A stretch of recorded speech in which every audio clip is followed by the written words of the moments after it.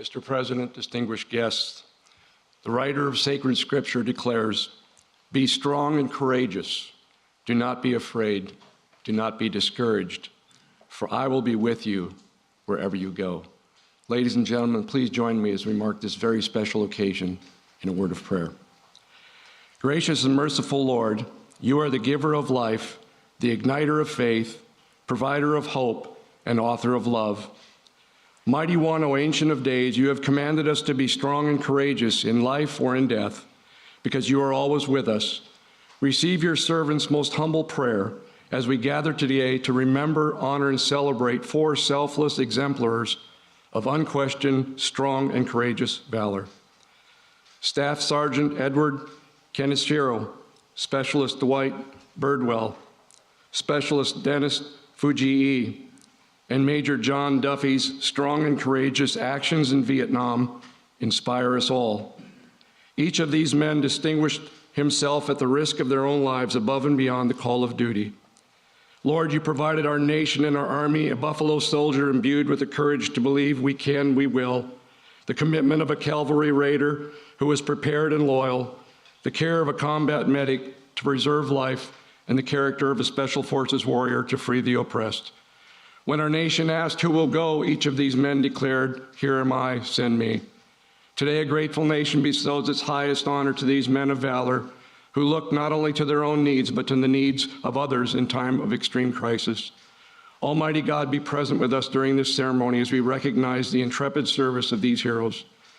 Richly bless the recipients we honor today, along with the many family members, comrades in arms, and dear friends who support them. May the actions of these men in the crucible of combat inspire others to acts of personal courage and selfless service. Guide our nation and leaders. Preserve us all under the canopy of your everlasting love and care. It is in your majestic and mighty name I pray. Amen.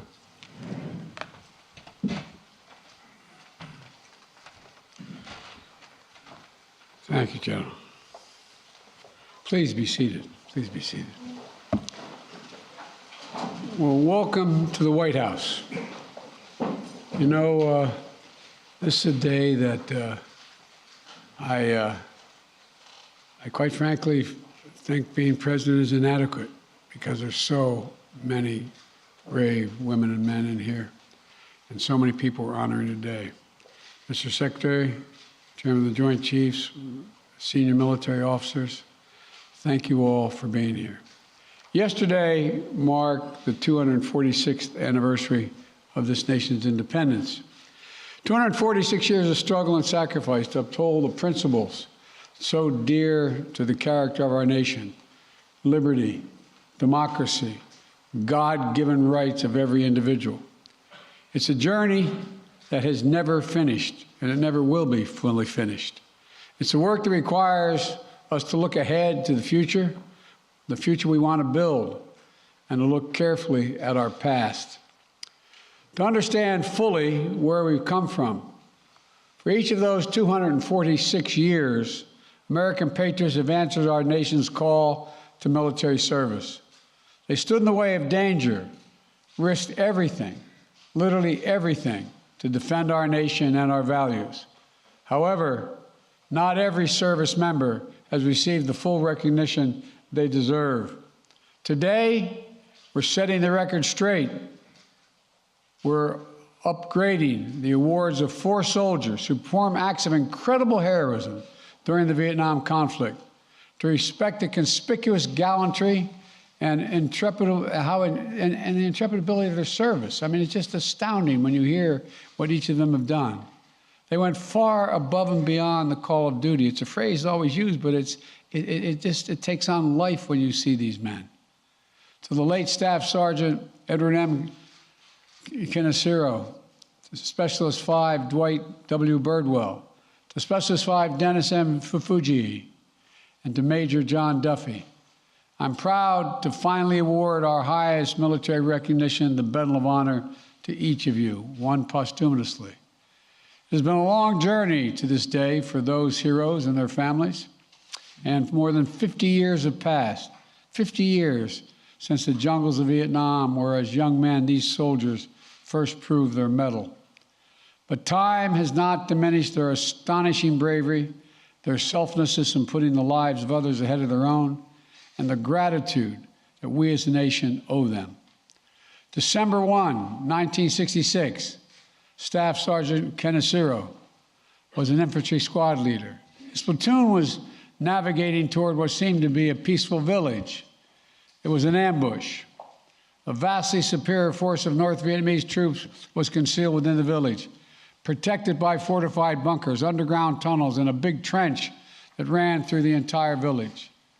As Staff Sergeant Keneshiro led his squad to the east of the village, two other squads headed straight in, where the enemy opened fire on them with machine guns and small arms fire, killing the platoon leader, the point man, and pinning down two squads. Hearing the battle unfold, Staff Sergeant Keneshiro moved his squad toward the sound of the firing, where he quickly jumped into action. The machine gun fire suppressing his platoon mates was coming from a big trench. It had to be stopped. He ordered his men to take cover, and then he advanced alone toward the enemy position, armed with 6 grenades and his M16. Laying flat on the ground, Staff Sergeant Keneshiro hurled his first grenade. It sailed directly through the aperture of the bunker, taking out the machine gunner in the first throw. He then jumped into the trench alone, moving along the trench for 35 meters, clearing the enemy as he went. As his head would emerge above the trench, as he yelled, "Grenade!" Then his platoon would lose sight of him and hear it explode. By the time he was done, the two other squads were able to stand up, collect their dead and injured, and recognize and reorganize the fight, and successfully withdraw from the village. According to the eyewitnesses' account of the battle from Staff Sergeant Haskett, Keneshiro's bravery in single-handedly clearing the trench averted what might have been, quote, a disaster for the whole platoon. Born and raised in Hawaii, the son of Japanese immigrants, a proud husband and father of 4, Staff Sergeant Keneshiro continued his service with his unit in Vietnam until he was killed in action by hostile gunfire on March 6, 1967. Today, his memory lives on in the lives he saved, in the legend of his fearlessness, and in the hearts of the family he left behind. John, Naomi, Tom, thank you for being here today. And thank you, too, for your sister Doris as well, who could not be with us. And John, thank you for your military service. Your family sacrificed so much for our country. I know that no award can ever make up for the loss of your father, for not having him there as you grew up. But I hope today that you take some pride and comfort in knowing his valor is finally receiving the full recognition it has always deserved. January 31, 1968, it was an opening assault that would come to be known as the Tet Offensive, a particularly bloody period of the Vietnam War. North Vietnamese forces launched an attack on a strategically located air base near Saigon. The first American unit called to respond was that of Specialist 5 Dwight Birdwell. Unknown to approximately 100 men in C Troop, they were moving to be taken on a full regiment of Viet Cong, likely to be more than 1,000 strong. They arrived, the troop engaged the Viet Cong forces. Specialist Birdwell's unit took the main brunt of the attack, with many tanks and vehicles disabled. When his tank commander was hit and gravely wounded, Specialist Birdwell got him to a place of safety and then took command. He knew his vehicle was on the first line of defense, so Birdwell stood in his commander's hatch at times, half exposed, at times standing entirely out of the tank, fully exposed, laying down suppressive fire on the enemy. He used the tank's cannon. He used the tank's machine gun. He used his personal rifle. He sustained fire, drove back the attackers, and created a place of relative safety for injured men behind the tank to take cover. He provided battlefield updates to his commanders until the enemy shot the communication system right off of his helmet. When he ran out of ammunition, he ran to retrieve an M60 machine gun and ammo off the helicopter that had been downed in a flight to keep firing on the enemy. And even when that M60 was hit by enemy fire, causing it to explode and send shrapnel into Birdwell's face, chest, arms, and hands, he remained on the battlefield. When he was ordered to load onto the medevac helicopter, he complied. This I find amazing, only to crawl right back off the other side and to keep on fighting. That's you call taking orders and causing trouble. God love you. Only after reinforcements arrived and only after he helped treat the evacuees, his fellow wounded, did Specialist Birdwell agree to evacuate himself. At the time, Birdwell received a Silver Star for his outstanding heroism on the battlefield. It took decades for his commanding officer, then General Glenn Otis, to realize Birdwell had not received the full honor he had earned. But in retirement, General Otis made sure to correct the record and fully document Birdwell's actions to make this day possible. A member of the Cherokee Nation, Birdwell credits the Cherokee veterans who came before him and encouraged him to serve when he called. And I might note, Native American communities, a larger percentage, serve in the United States Armed Forces at a higher percentage rate than any other cohort in America. After leaving the Army, Birdwell continued to build a legacy of service in his community in Oklahoma. He started his own law firm, served for 12 years on the Cherokee Nation Supreme Court, and he passed that legacy of service down to his daughter, Stephanie Birdwell, who's with him today, and who serves as the director of the Office of Tribal Relations at the Department of Veterans Affairs. Specialist 5 Birdwell, thank you. Thank you, thank you.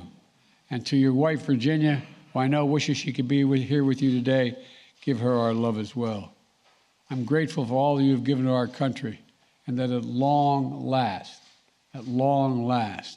your story is being honored as it should have been always.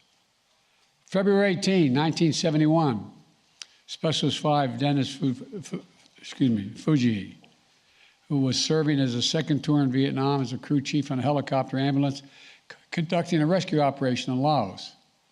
They were there to evacuate wounded Allied Vietnamese military personnel. But as their chopper attempted to land, it became the target, sustaining heavy damage that caused them to crash land in the middle of the conflict. When a second American helicopter managed to land nearby minutes later, it was able to evacuate all the downed crewmen except the Specialist Fujii. Rather than risk the lives of his crewmates, Specialist Fujii waved off the helicopter, told them to depart, remaining behind as the only American on the battlefield. Several attempts were made to rescue him before Specialist Fujii could find a radio and call off further attempts. It was too dangerous, he said. He stayed behind, ignoring his own wounds, while helping tend the wounded Vietnamese allies on the field. The next night, the enemy force renewed their assault on the Allied lines with heavy artillery. For more than 17 consecutive hours, Specialist Fujii called in American gunships to help repel the attack. He repeatedly exposed himself to hostile fire in order to better observe enemy positions and direct airstrikes against them. On the radio, his fellow Americans knew him as Papa Whiskey, clear-eyed, level-headed soldier, directing airstrikes so precisely they were able to drive back the forces that had come within 15 to 20 meters of a friendly camp. When an American helicopter was finally able to retrieve him, wounded and severely fatigued, 2 days after his air ambulance had crashed, he made it only about 4 kilometers before it crash landed. Specialist Fujii had to wait 2 more days for another South Vietnamese base before he was able to leave the area and receive the medical assistance for his wounds. Speaking to the press shortly after his experience, Specialist Fujii downplayed his own contributions and honored the skills of the Allied Vietnamese troops he fought with, simply saying, I quote, "I like my job. I like to help other people who need help out there." It's amazing. Today, Specialist 5 Fujii, we remember and we celebrate just how many people you helped. I want to thank you and your wife, Ray, who couldn't be here with you today, and your brother, Edwin, for all your family has done for this nation. We will forever honor your commitment to your crew, your allies, and to your country. April 14, 1972, the Battle of Fire Support Base Charlie. A lone American on the base, serving as a senior advisor to the Army of the Republic of Vietnam, was Major John Duffy. They called him Dusty Cyanide. That was his call name. In those days, leading up to April 14th, the battalion command post had been destroyed. Major Duffy had already been twice wounded, refusing evacuation. Efforts to resupply the base had failed, and FSB Charlie was surrounded by the battalion-sized element. For hours, American gunships guided by Dusty Cyanide took airstrikes on enemy positions. Major Duffy repeatedly exposed himself to danger in order to direct the gunship's fire and keep the battalion from being overrun. He even called in one strike, extreme danger close, to his own position in order to drive back the advancing attack. And when he was wounded again, he again refused evacuation. He worked side by side to organize the defense of the base with the Vietnamese commander, Major Miley, who was here today. Major, where are you? Major, thank you for being here. Thank you for your service.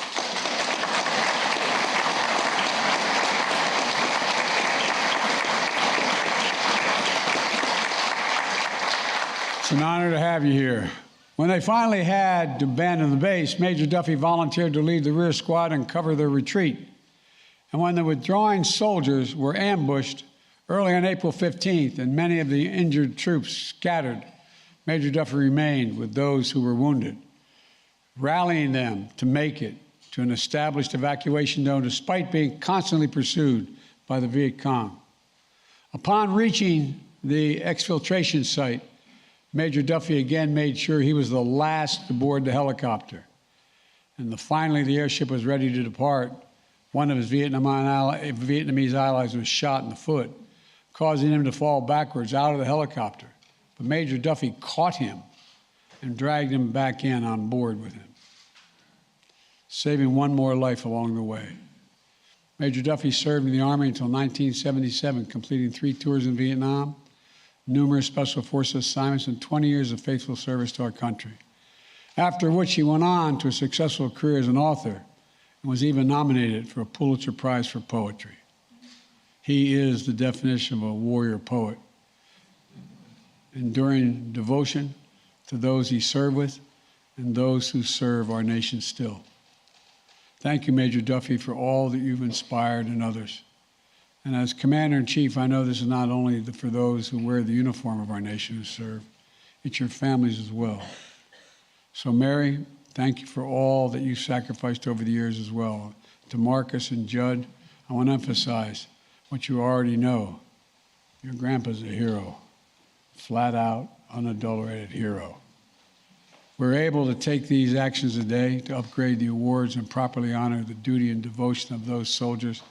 Thanks to individual dedication of those who serve with them. And because of a congressionally ordered review of the heroic action of Asian Americans, Native Americans, and Pacific Islanders, awarded the Distinguished Service Cross during the Korean and Vietnam Wars, to make sure we properly honor the contributions of Asian Americans, Native Hawaiians, and Pacific Islanders, and their service they've made over the years. We did a similar review of World War II era awards. It resulted in 22 Medal of Honors being awarded Asian Americans, Native Hawaiians, and Pacific Islander service members who had previously been under-recognized, including a very close friend of mine, one of my closest friends and benefactors in the United States Senate, Danny Inouye, United States Senator. So I want to also thank the members of Congress who helped make this possible, ensure that the United States lives up to our promises, that for those who give their best for our country, we'll always, always give our best to you. I also want to take a moment to recognize 3 other Medal of Honor recipients awarded for their heroic actions in Vietnam who are with us today. Walter Morin. Walter, where are you? There you go, stand. Walter, thank you, pal.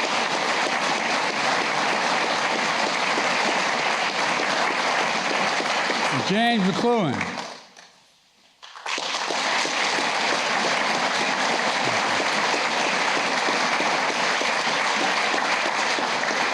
Brian Thacker.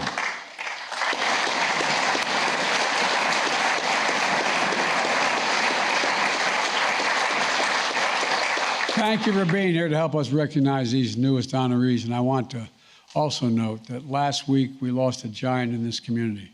Herschel Woody Williams passed away at the age of 98, the last Medal of Honor recipient of World War II. Honored by President Harry Truman for his valor during the Battle of Iwo Jima, Woody Williams will soon lie in honor in the United States Capitol. And his passing is a reminder what so many Americans of our greatest generation sacrificed to preserve liberty, democracy, and for our nation and for the world. Now it's my great honor to ask for the citations to be read as we award the Medal of Honors to the late Staff Sergeant Edward N. Kaneshiro, Specialist 5 Dwight D. Birdwell, Specialist 5 Dennis M. Fuji, Major John J. Duffy. Thank you all, and may God protect our troops. Thank you. And my staff, come up.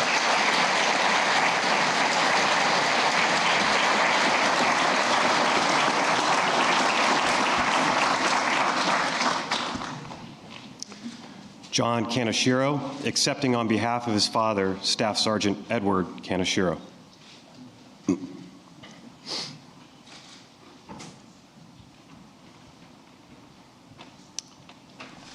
Attention to orders. The President of the United States of America, authorized by Act of Congress, March 3rd, 1863, has posthumously awarded, in the name of Congress, the Medal of Honor to Staff Sergeant Edward N. Kaneshiro, United States Army, for conspicuous gallantry and intrepidity at the risk of his life above and beyond the call of duty. Staff Sergeant Edward N. Kaneshiro distinguished himself by acts of gallantry and intrepidity above and beyond the call of duty while serving as an infantry squad leader with Troop C, 1st Squadron, 9th Cavalry, 1st Cavalry Division near Pha Hu 2, Kim Song Valley, Republic of Vietnam, on 1 December 1966. Not knowing that the village was heavily fortified with a fully bunkered and concealed trench system and garrisoned by the North Vietnamese troops and vastly superior forces, 2 squads of the platoon had deployed to its center, while Staff Sergeant Kaneshiro and his squad scouted the more than open terrain to the east of the village. Sensing the opportunity to ambush the infantry squads, the entrenched enemy force erupted with machine gun and small arms fire against the 2 squads at the center of the village, killing the platoon leader and the point man, wounding 4 others, then successfully suppressing the surviving soldiers. Staff Sergeant Kaneshiro moved with his men to the sounds of the fire, swiftly reading the situation, seeing that the fire from the trench had to be stopped if anyone was to survive. He first deployed his men to cover, then crawled forward to attack the enemy force alone. He began by throwing grenades from the parapet while flattened to the ground, successfully throwing the first grenade through the aperture of the bunker, eliminating the machine gunner who had opened the action. With 5 grenades remaining and his rifle to sustain the assault, Staff Sergeant Kaneshiro jumped into the trench to sweep its length where it fronted the 2 pinned squads. Over the distance of about 35 meters, he worked the ditch alone, destroying 1 enemy group with rifle fire and 2 others with grenades.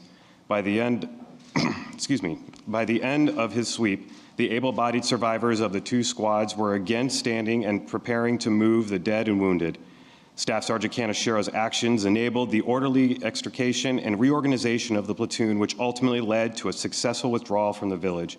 Staff Sergeant Kaneshiro's conspicuous gallantry and uncommon heroism under fire are in keeping with the highest traditions of the military service and reflect great credit upon himself, his unit, and the United States Army. Signed, Joseph R. Biden, the President of the United States.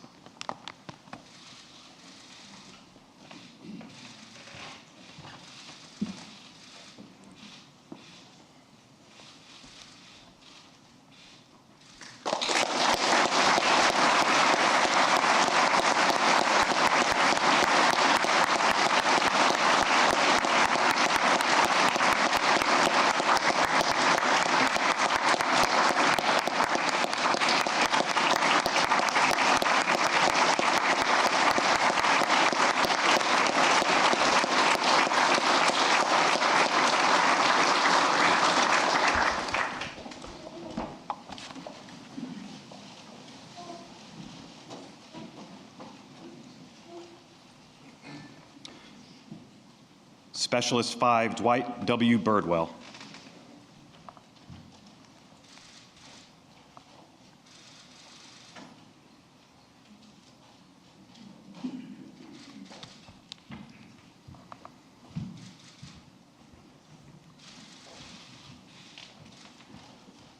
Attention to orders. The President of the United States of America, authorized by Act of Congress, March 3, 1863, has awarded in the name of Congress the Medal of Honor to Specialist 5 Dwight W. Birdwell, United States Army, for conspicuous gallantry and intrepidity at the risk of his own life above and beyond the call of duty. Specialist 5 Dwight W. Birdwell distinguished himself by acts of gallantry and intrepidity above and beyond the call of duty while serving with C Troop, 3rd Squadron, 4th Cavalry, 25th Infantry Division in the Republic of Vietnam on 31 January 1968. On this date, C Troop was ordered to move south to help repel an enemy attack on Ton Son Nhut Air Base. As the C Troop column of tanks and armored personnel carriers approached the west gate of Ton Son Nhut Air Base, it became under intense enemy fire from a building at its right. Unbeknown to C Troop, it had driven directly into an enemy force consisting of 3 battalions. The column tried to push through the initial attack, but the lead tank, crippled by rocket-propelled grenade explosions, was blocking the way forward. C Troop immediately came under heavy enemy fire from both sides of the road. Specialist 5 Birdwell, upon seeing that his tank commander was wounded by enemy fire, immediately went to his aid. Under intense enemy fire, he lowered the injured tank commander to the ground and moved him to safety.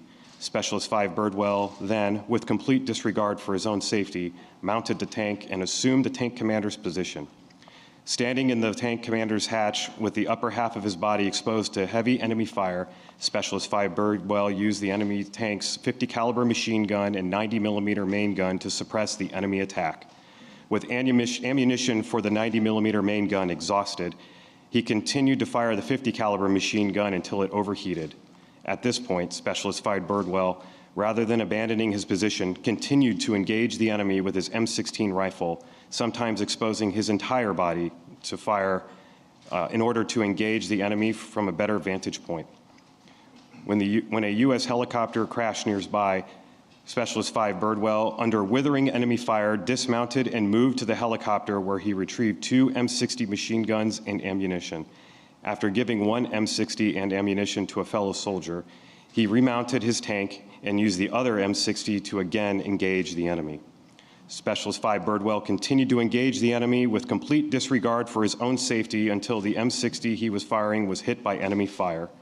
Specialist 5 Birdwell, now wounded in the face, neck, chest, and arms, dismounted the tank but refused to be medically evacuated.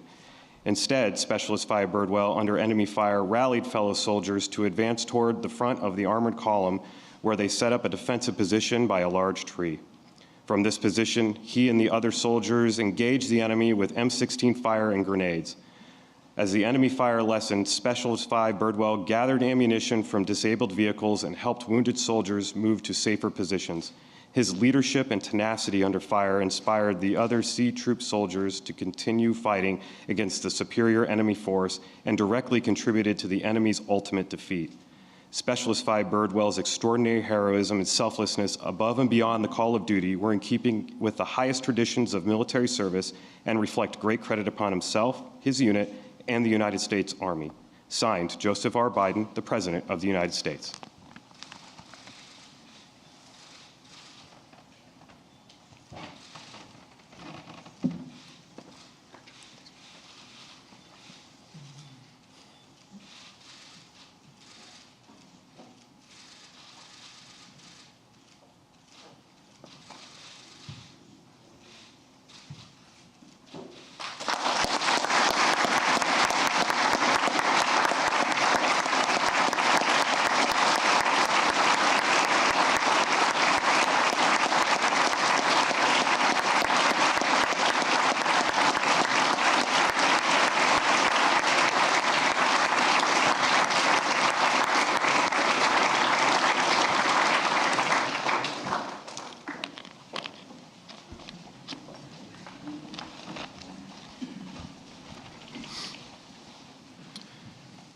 Specialist 5, Dennis M. Fujii.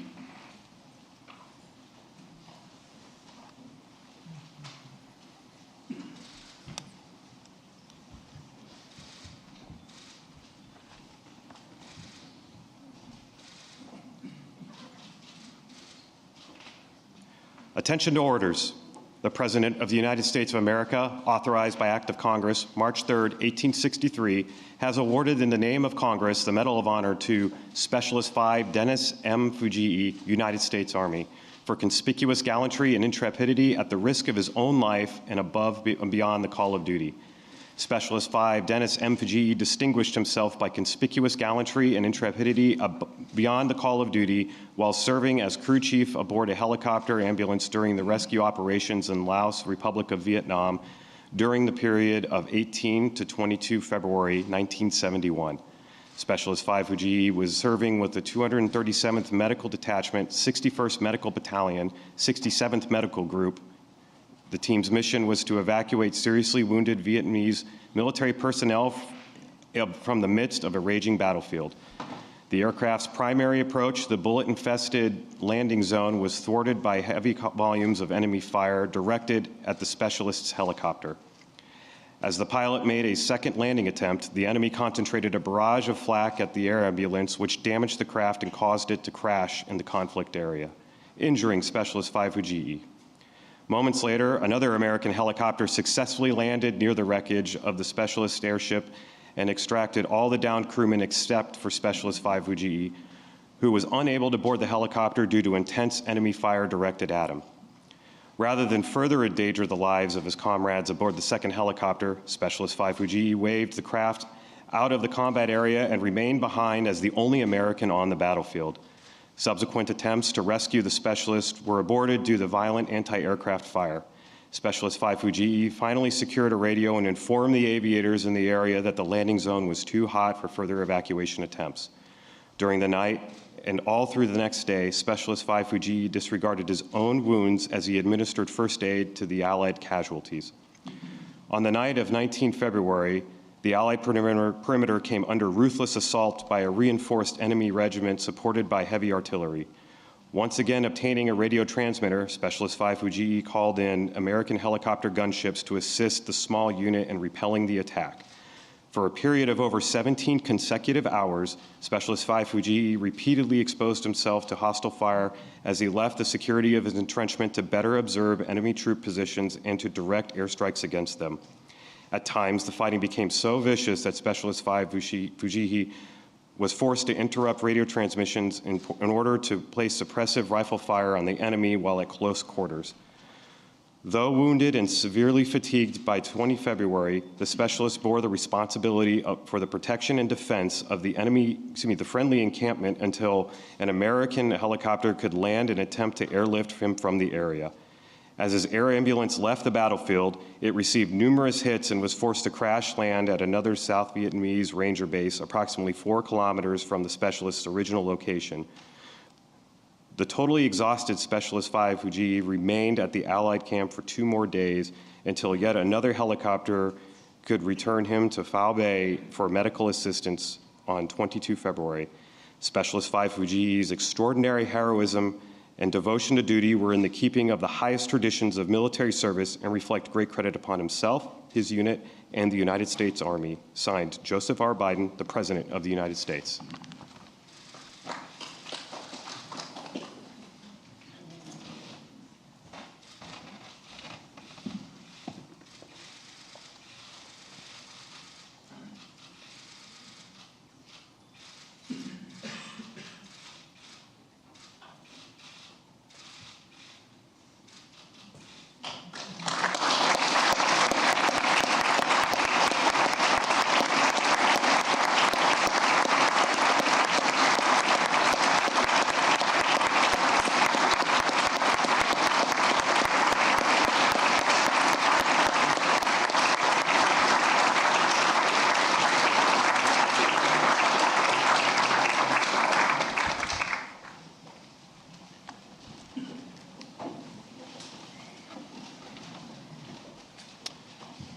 Major John J. Duffy.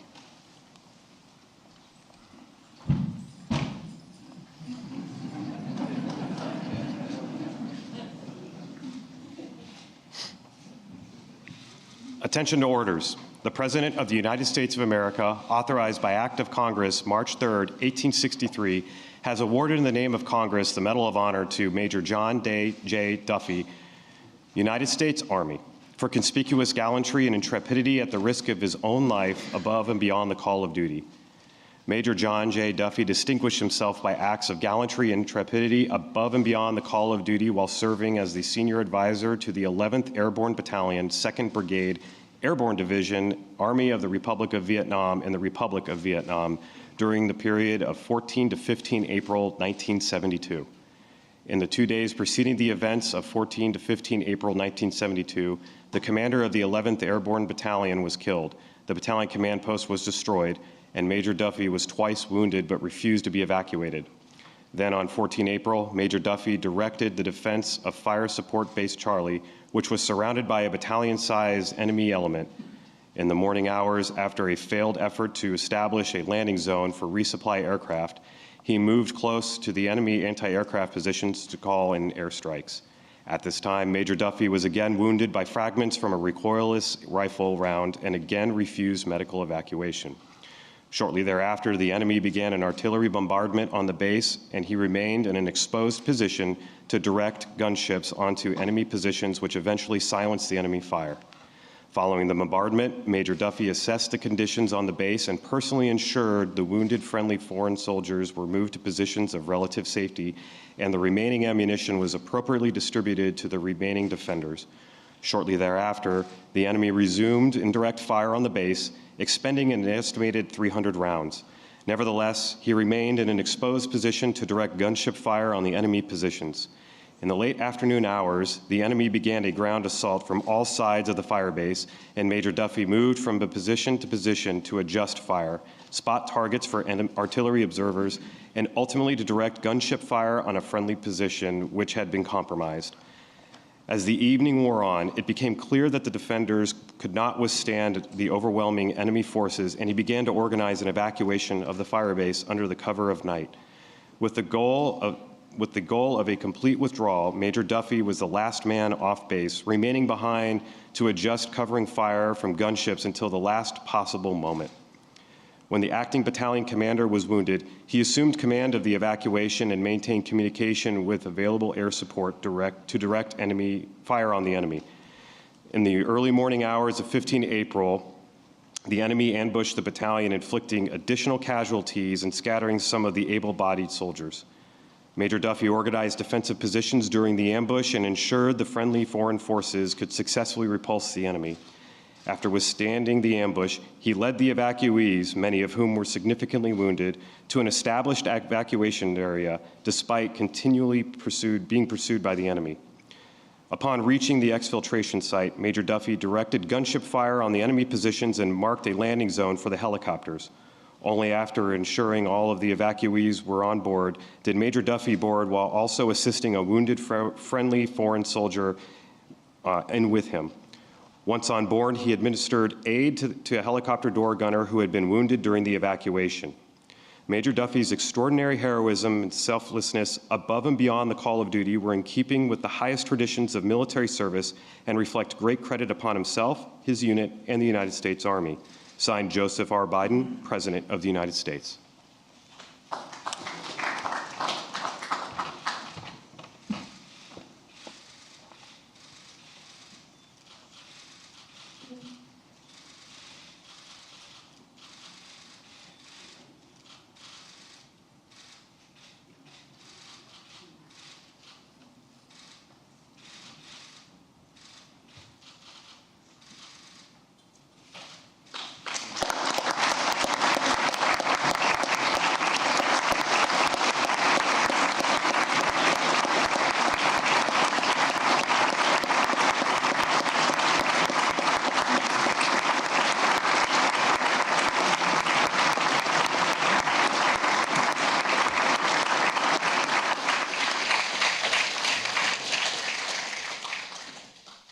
Please join me in receiving this blessing as we depart.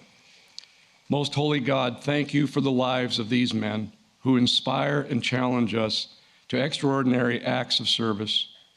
May each of us dare to follow the examples of the warriors in the face of seemingly insurmountable moments of danger and crisis and be like them in kind. Bless Specialist Birdwell, Specialist Fuji E, Major Duffy, and the Keneshiro family, as the names of these men are forever etched into our nation's proud history and the pantheon of heroes who have gone before.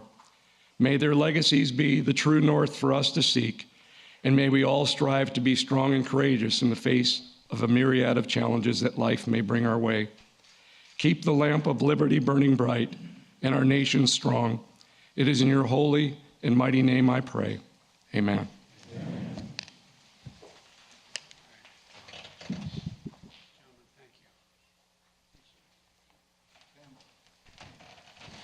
I think we're dismissed. It's a great honor. Thank you all so very much. Ladies and gentlemen, please remain in your seats as the President and First Lady depart. Thank you.